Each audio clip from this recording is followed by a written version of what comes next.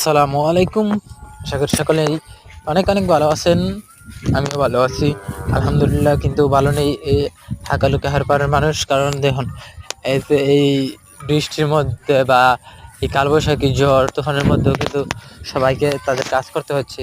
আপনার আমাদের এই এলাকায় অনেকদিন যাবৎ রোদ নেই, তারপরে কিন্তু এই যে ধান কাটা বন্ধ করা যাইতেছে না।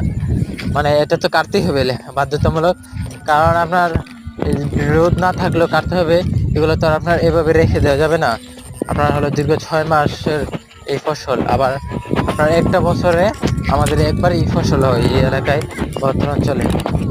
তো আপনার এই যে এই ফসলগুলা একবারই হয়। আর এই যে দেখুন, এই ঝড় তুফানের মধ্যেও আমরা কাটতেছি, কিন্তু এই যে রোদের অভাবে, সালাম আলাইকুম। বিশেষ করে রোদের অভাবে ধান কিন্তু শুকাইতে পারতেছি না। তো হ্যাঁ আপনার এই যে ওটাই ধান কাটা কে রে? চুক্তিতে দেওয়া হয়েছে যে চুক্তি? চুক্তি থেকে বলতে আপনারা যারা গ্রাম অঞ্চল থাকেন অবশ্যই বুঝবেন, আর যারা শহরে থাকেন তাদের জন্য বলতেছি। চুক্তিতে বলতে আপনার ধরেন এই যে আমার এইটুক জায়গা আছে, তুমি যেমন ধরেন আমার এইটুক জায়গা আছে, আমি একজন লোক নিলাম, হ্যাঁ তুমি দানা না কেটে শেষ দিবে কত এটা। টাকা নিবে। হ্যাঁ, তো সে বললো এত টাকা। আমার যদি মনে হয় যে আমার এত টাকা দিয়ে কাজ এটা মনে করালে মেশিনটা কাটা যাইতো না, না? ভালো লাগবে, তখন আমি তাকে দিয়ে দিলাম। এরকমই আর কি। আর বদলা হলো গিয়ে আপনার সে টাইম টু টাইম, মানে এত ঘন্টা বেসিসে বা 8 ঘন্টা বা 10 ঘন্টা বেসিসে সে কাজ করবে। এখন আমার তো তাকে দিন ওইখানে ভালো না। এখানে দান আপনার বলতে নাইন যে কি করতে না, চলতেছে 6 কাটতে কি ঘন্টা, করতে?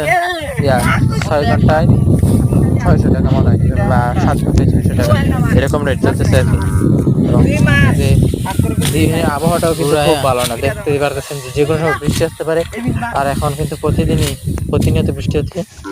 এদিকে না ফোরাটা এটাই রাখছেন না, বাকি সবটাই কত দিয়ে রাখছেন? আশা বল ভাই, শেষ হইবে নি নিয়া বুমায় কালহা কুড়াইছে না তোমরা এটি?